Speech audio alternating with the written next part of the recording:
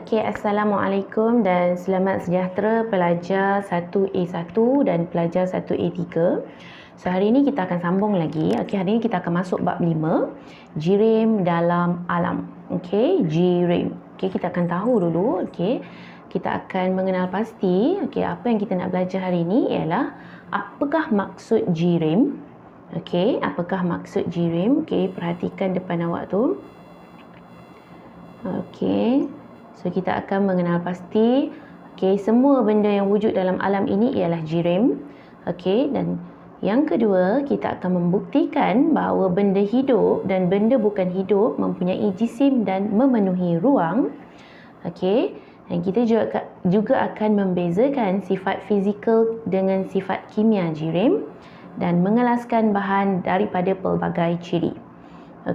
So ini apa yang kita akan belajar dalam 5.1 iaitu jirim dalam alam. Jirim dalam alam. Pernah dengar tak apa maksud jirim? Jirim, in English we call as matter.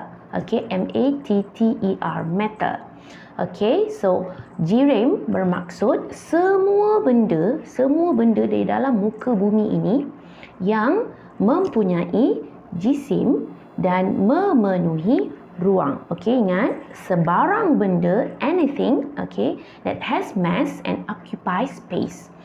So sebarang benda, apa-apa saja, benda hidup ke, benda bukan hidup ke, yang ada jisim, yang ada jisim maksudnya dia ada berat, boleh ditimbang dengan neraca tuas, dan memenuhi ruang. Maksudnya bila berada dalam satu bekas, dia memenuhi bekas itu. Dia memenuhi bekas itu. So itu maksud jirim. So boleh kamu kena kelaskan tak di sekeliling kamu apakah maksud jirim? So saya rasa awak fahamlah. So nampak gambar-gambar di depan tu. Semua benda yang di depan kamu itu adalah jirim. So didapati bekas ini jirim. Sebab apa? Dia ada jisim dan dia memenuhi ruang, berada di ruang. Boleh pegang kan? So tomato pun jirim, sebab dia ada jisim, dia boleh ditimbang dan dia memenuhi ruang. Dia memenuhi ruang, dia berada di ruang. Bawang juga jirim. Apa lagi? Kapal ini jirim. Bawang putih ini jirim. Apa lagi yang kamu nampak di sekeliling kamu? Selendang saya ni pun jirim.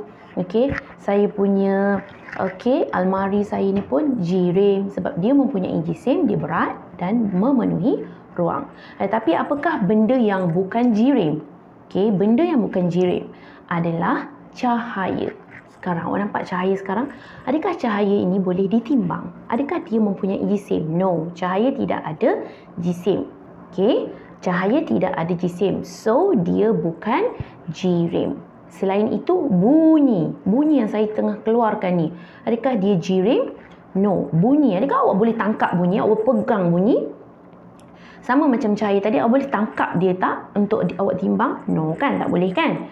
Sama juga dengan bunyi awak boleh tangkap ke bunyi yang saya keluarkan? Boleh tangkap? No. Dan awak boleh timbang? Ada jisim? No. So bunyi bukan jirim. Bunyi bukan jirim. Saya cakap tadi cahaya, bunyi, apa lagi? Kilat. Kilat. Bayang-bayang. Bayang-bayang. Nampak bayang-bayang? Adakah awak boleh tangkap bayang-bayang? Adakah awak boleh timbang dia? Adakah dia mempunyai berat? So bayang-bayang juga bukan jirim. Selain daripada itu adalah keadaan vacuum. Vacuum, bukan vacuum awak vacuum kat rumah tu. Bukan yang tu. Vacuum maksudnya, keadaan vacuum maksudnya satu benda, kalau satu ruang, satu bilik lah contohnya, bilik itu kita keluarkan semua udara di dalam bilik itu. Keluarkan, kita sedut semua udara.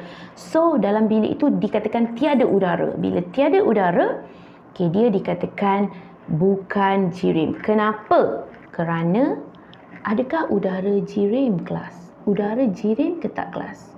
Udara ialah jirim. Kenapa udara ialah jirim? Kerana udara kan duduk dalam apa? Dalam tayar contohnya. Dalam tayar. Tayar kalau ada udara dia berat kan? Dia berat kan? Bermaksud tayar berat tadi tu, berat tu adalah kepunyaan oleh udara. Udara mempunyai jisim. Kalau tayar awak kempis, tayar awak ringan, bermaksud udara dah tiada. Bila udara dah tiada, so udara tu tadi, udara tu sendiri adalah jirim kerana dia mempunyai jisim, dia berat. Okey, dan dia memenuhi ruang tayar itu. So udara ialah jirim. Ya kelas? Okey, so saya harap awak faham maksud jirim. Okey. So ingat jirim terdiri daripada semua benda, termasuklah bukan hidup ke, benda hidup ke, dia yang mempunyai jisim dan memenuhi ruang. Okey, mari kita tengok eksperimen ini. Eksperimen untuk menentukan, membuktikan benda hidup dan benda bukan hidup mempunyai jisim dan memenuhi ruang. Okey, so kita ada tanah. Okey, dan kita ada neraca tuas tu. Okey, nampak neraca tuas? Okey, kita ada tanah. Kita ada bika. Okey, so yang pertama sekali kita ambil tanah, kita masukkan dalam bika ni. Okey, so kita kelaskan dia. Adakah tanah ini benda hidup? Tanah dia tidak bernafas. So dia bukan benda bukan hidup lah. Dia benda bukan hidup. Okey, so dia benda bukan hidup. Adakah dia mempunyai jisim? Yes. So bila awak timbang dia, dia ada berat dia. Okey, dia ada dia punya gram dia. Adakah dia memenuhi ruang? Yes, dia memenuhi ruang bika itu. So bila dia ada dua kategori ini, dia dikatakan jirim tanah ni. Okey, ada air. Kita masukkan air pula dalam bika tu. Okey, so kita timbang air dan dia juga benda bukan hidup. Okey, air tak hidup ya kelas. Kalau air hidup, okey, air sekarang ni semakin membesar, tak payahlah kita tak payahlah kita beli air. Kita beli air dalam botol. Okey, esok dia membiak semakin banyak. Okey, air dia benda bukan hidup. Adakah dia mempunyai jisim? Yes, bila awak timbang air, dia ada dia punya nilainya. Adakah dia memenuhi ruang? Yes, dia memenuhi ruang bika itu. So dia ada dua kategori itu, bermaksud dia adalah jirim. So kita tengok toge, tahu toge, cambah tu, percambahan biji benih tu. Okey, toge dia, adakah dia benda hidup? Yes, dia benda hidup. Kenapa? Sebab dia membesar. So dia benda hidup. Bila awak masuk dalam bika, adakah dia mempunyai nilai? Yes. Okey, so dia ada berat dia sendiri dan dia juga memenuhi ruang bika. So dia tiga-tiga tadi dikatakan jirim. Okey, tiga-tiga tadi dikatakan jirim. Okey, mari kita tengok eksperimen ringkas ini.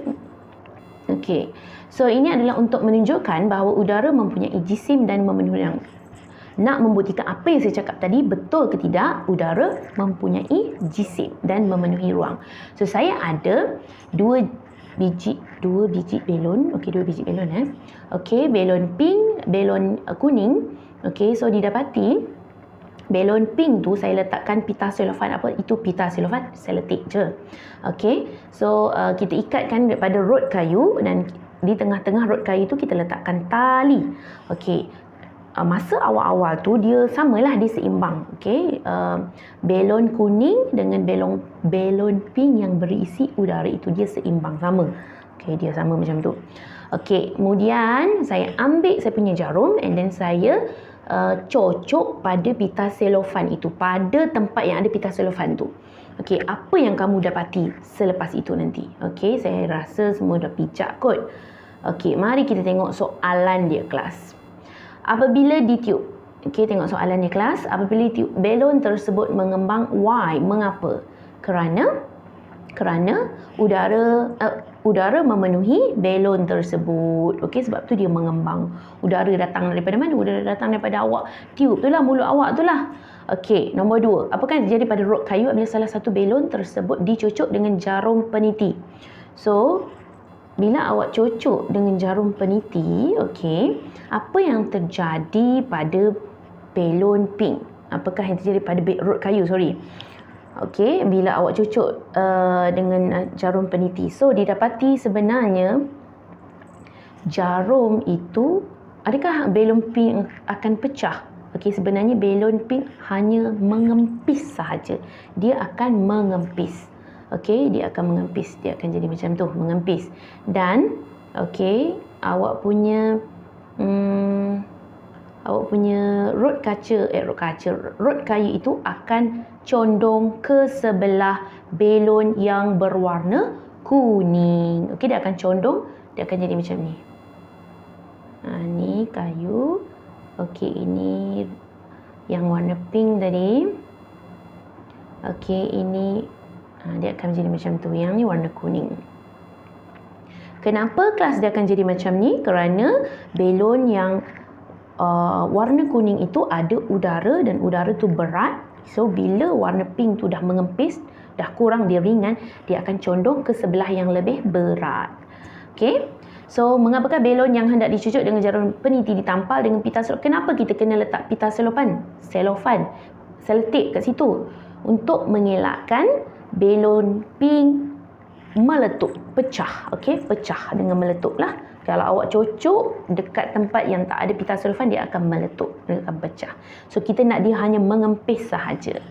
Okey. Alright. So apakah kesimpulan eksperimen ini? So eksperimen ini untuk menunjukkan bahawa udara mempunyai jisim. Udara mempunyai jisim. Udara ada berat ya kelas. Sebab itu dia berat, dicondong ke sebelah belon kuning. Dia ada berat dan dia juga memenuhi ruang. Sebab kenapa dia memenuhi ruang? Sebab bila awak tiup, dia memenuhi ruang, belon itu dia mengembang. Alright. Okey, itu sahaja daripada saya. So saya harap video saya sangat bermanfaat. Okey, bye. Kita jumpa lagi next class.